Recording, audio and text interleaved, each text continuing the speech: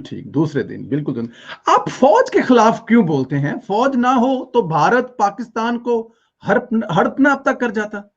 ارے غضب کر دیا سندھیلا صاحب، یہ کیا سوال کر لیا. خدا کا واسطہ، خدا کا واسطہ، جس کا واسطہ سمجھتے ہو مان لیں، ان کے واسطوں پہ مان لیں کہ میں بخدا فوج کے خلاف نہیں ہوں. پاکستان کے فوجی کے اوپر دل و جان قربان، وہ جس طریقے سے سرحدوں کی حفاظت کرتا ہے اس کے لیے ہر خون قربان، ہر جان قربان. میں اس کی جتنی تعظیم اور عزت کرتا ہوں اس سے زیادہ میں اپنی یا کسی شخص کی نہیں کر سکتا. فوج کے خلاف میں کبھی نہیں بولتا. سر، فوج تو میری سرحدوں کا محافظ ہے، فوج تو میرے سرحدوں کی نگہباں ہے، فوج تو قوم کی رکھوالی ہے. فوج نہ ہو تو جو دشمن ہیں، جو میں آپ کو بہت کھل کر کے کہتا ہوں، جو ریجنل یا ریجن سے باہر کے دشمن ہیں، وہ تو پاکستان کو ہڑپ کر جائیں، ایک آنکھ نہ بھائے ان کو پاکستان سے پاکستان تو نہیں ہے. سر، ہم تو نیوکلیر پاور بھی ہیں، تو میں فوج کے خلاف نہیں ہوں.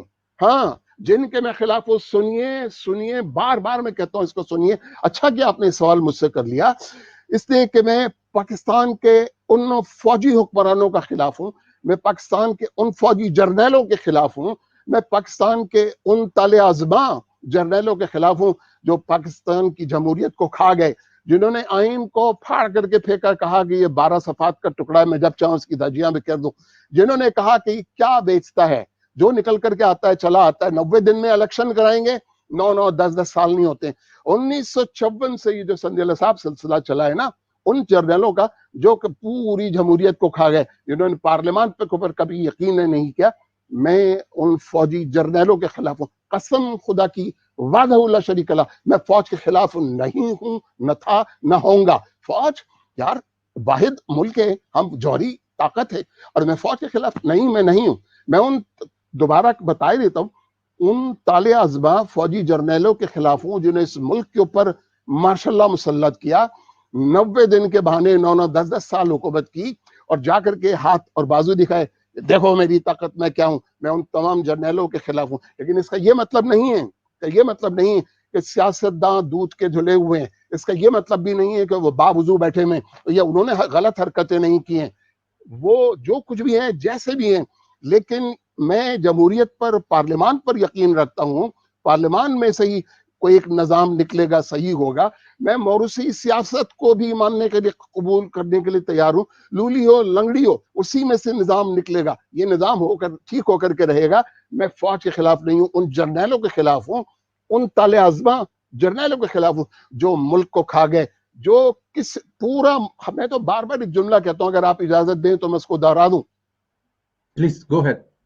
میں یہ کہتا ہوں ہر ملک کے پاس فوج ہوتی ہے، ہر ملک کے پاس سندھیلا صاحب فوج ہوتی ہے. کیسی بدقسمتی ہے، رونے کو دل چاہتا ہے. ہماری فوج کے پاس پورا کا پورا ملک ہے. سر، پورے کا پورا ملک ہے. سر، لگے ہاتھوں پھر باجوہ ڈاکٹرائن کے بارے میں بھی کچھ بتا دیں. اس کا بہت چرچا ہے، کیا ناکام ہوئی ہے، کامیاب ہوئی ہے؟ یار آپ ریشم میں لپیٹ کر جوتا میری طرف پھینک رہے ہیں، یا کہیں آپ شوگر کوٹنگ کر کے ایک بہت خوبصورت قسم کی گولی میرے سامنے پھینک رہے ہیں. مجھ کو آپ باجوہ ڈاکٹرن یا ڈاکٹرائن کی تشریح کر دیں، وہ ہے کیا؟ یہ بینگن کس روپ سے چھلکے کے ساتھ ہے، کہاں سے چھلا ہوا ہے؟ باجوہ ڈاکٹرن سے مراد آپ کی ہے کیا؟ یہ مجھے واضح کریں، اس لیے کہ اس پر تو میں آپ کا پورا کا پورا پروگرام ہڑپ کر جاؤں گا. وہ ہے کیا؟ یہ بندر ہے، بلی ہے، چوہا ہے، شیر ہے، ہاتھی ہے، کیا ہے؟ ہاتھی کے بارے میں ایک نے جا کر کے پوچھا، ماں بچے کو لے گئی تھی چڑیا گھر میں، زو میں، یہ کیا ہے؟ اس نے کان کی طرف ہاتھ رکھ دیا، تو یہ پنکھا ہے. بچے نے پوچھا، ماں نے کہا کہ نہیں، یہ تو کان ہے. اس نے ہاتھی کے کان پہلی بار دیکھے تو اس کی سمجھ میں آیا یہ پنکھا نہیں ہے، کچھ اور ہے. اس کے بعد اس نے سونڈ کے اوپر ہاتھ پھیرتے ہوئے کہا کہ یہ کیا ہے، کوئی اژدہا ہے؟ نہیں، اژدہا نہیں، یہ تو ہاتھی کی سونڈ ہے. کہنے لگا، اور یہ کیا ہے؟ کہنے لگے، بیٹے یہ دانت ہیں. کہنے اچھا، وہ تو منہ کے اندر ہوتے ہیں. تو ماں نے جواب دیا کہ بیٹے یہ منہ کے اندر بھی ہوتے ہیں، باہر بھی ہوتے ہیں، یہ دکھانے کے ہیں، وہ کھانے کے ہیں. باجوہ ڈاکٹرائن ہاتھی کا دانت ہے یا منہ کے اندر کے دانت ہے؟ اس کے بعد پھر وہ ٹانگ، میں اس کو لطیفے کو چھوٹا کر دیتا ہوں، یہ اتنی بڑی جو ٹانگ ہے، کیا ستون ہے، پلر ہے؟ کیا کہنے لگے، نہیں، یہ ستون پلر تو کچھ نہیں ہے، نہ ہی یہ شہتیر ہے، یہ ہاتھی کی ٹانگ ہے، 2 ادھر ہیں 2 ادھر ہیں. پھر اس کے بعد پورے پیٹ کے اوپر آیا، یہاں سے وہاں تک جو پھیلا ہوا تھا کہ ممی یہ کیا ہے؟ بتایا کہ نہیں بیٹے یہ محل نہیں ہے, گنبد نہیں ہے جو پھولا ہوا, یہ محراب گنبد وغیرہ نہیں ہے, یہ ہاتھی کا پیٹ ہے. اچھا اس میں دیکھیے بہت, میں اس کو سینسر کر کے کہہ رہا ہوں. اس کے بعد ہاتھی ہو گیا مست, اس نے مستی میں جو ادائیں دکھائیں اور جو کچھ اس نے مظاہرہ کیا اس کے بعد وہ پوچھا بیٹے نے کہ یہ کیا ہے ممی, کہ نہیں بیٹے یہ کچھ نہیں ہے. ہاتھی کے مست ہو جانے کے بعد ماں نے بتایا کہ بیٹے کچھ نہیں ہے. پھر اس وہ دھوم پہ چلا گیا, ادھر ادھر چلا گیا. تو وہ ڈیڈی کے آخر کے بعد میں پوچھتا کیا تم نے ہاتھی دیکھ لیا؟ بیٹے نے کہا دیکھ لیا. یہ کیا ہوتا ہے؟ کرنے بیٹے یہ تو ابو یہ دانت ہوتے ہیں, منہ بھی ہوتے ہیں, منہ کے باہر بھی ہوتے ہیں, یہ آنکھ ہوتی ہے اور یہ سونڈ ہوتی ہے. اور اس کے بعد کہنے لگے ہاں اس کے بارے میں ابو, امی نے کہا وہ کچھ بھی نہیں.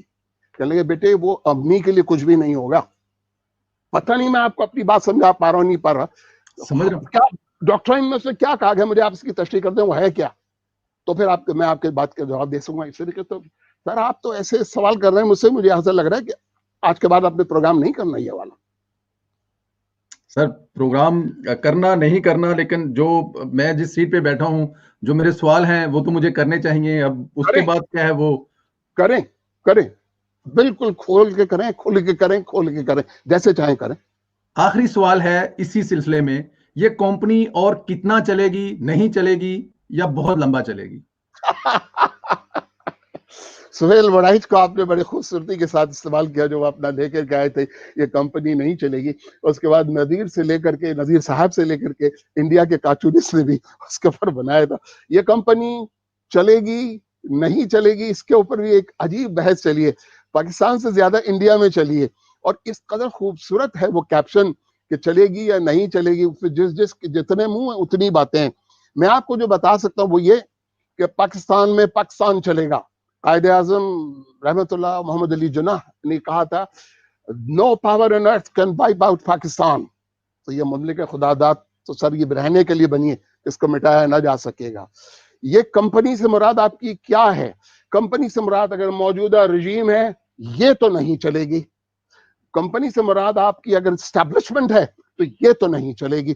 کمپنی سے مراد اگر انتہائی کرپٹ قسم کے سیاستداں ہیں تو یہ تو نہیں چلیں گے. اگر اس سے مراد وہ طالع ازمہ جرنل ہیں جنہوں نے پاکستان کو گروی رکھ رکھا ہے تو وہ تو نہیں چلیں گے. آپ کی مراد کمپنی سے ہے کیا سر؟ میں آپ مجھے جہاں لے کر کے جا رہے ہیں, میں اس عمر میں اتنا بیوقوف تو نہیں رہا, کچھ ایک چیزیں سیکھ گیا کہ کمپنی چلے گی یا نہیں چلے گی. اس کمپنی کو آپ واضح کریں. پاکستان میں جو چلے گا جمہوری نظام چلے گا, بدنیتی نہیں چلے گی, انصاف چلے گا, کھلا معاملہ چلے گا. جس نے غبن کیے, جس نے مال بنایا وہ نہیں چلے گا. ایک ایک کا کچا چٹھا سامنے آئے گا. میرا نظریہ یہ ہے, کمپنی سے مراد میری یہ ہے. کمپنی کی تشریح سندیلا صاحب میں ان معنوں میں کرتا ہوں, جھوٹ نہیں چلے گا, صاف چلے گا. اور یہ نہیں کہ ہر بندر کی بلا جو ہے طویلے کے گلے ڈال دو, ہر بدکاری جو ہے پرانوں والوں پہ ڈال دو, اور ہم تو یہ کر رہے ہیں, ہم نے تو وہ کیا اور وہ یہ کر کے گئے. یہ نہیں, ملک بدنامی ہو گئی, کنگال ہو گیا, یہ سب ہیلے بہانے نہیں چلیں گے سندیلا صاحب. ایسی کمپنی نہیں چلے گی. چلے گا تو اللہ کا نام چلے گا, رہے گی تو ایمانداری کے رہے گی, ایمانداری کے اوپر بے ایمانی نہیں رہے گی, انصاف چلے گا. انصاف کے نام پر بے انصافی نہیں چلے گی. سر مل گیا جواب, مل گیا جواب. نہیں چلے گی, کمپنی نہیں چلے گی. مجھے وہاں سے ایک صاحب جو ہیں وہ 3 دفعہ ڈرا چکے ہیں, ان کا نام ہے سید کوثر کاظمی, اور بعد میں آپ کو سلام بھی کہہ رہے ہیں کہ آج آپ سندھیلا صاحب پھنس گئے ہیں. ڈرا بھی رہے ہیں اور کہہ رہے ہیں میرا سلام بھی عرض کر دیں. تو سلام ہے, بہت سارے دوست سلام دے رہے ہیں آپ کو, پسند کا اظہار بھی کر رہے ہیں, لیکن کوثر کاظمی صاحب کیونکہ 3 دفعہ مجھے ڈرا چکے ہیں, میں نے اس لیے سلام دے دیا آپ کو. سر میں ہاتھ جوڑ کر کے وعلیکم السلام, انتہائی ادب کے ساتھ وعلیکم السلام. جتنے چاہنے والوں نے آپ کو ریکویسٹ بھیجی ہے ان سب کو بہت بہت شکریہ. کوثر کاظمی صاحب یہاں کے بڑے بزلہ سنج, تیر بہدف علاج کرنے والے صحافیوں میں سے ایک ہیں.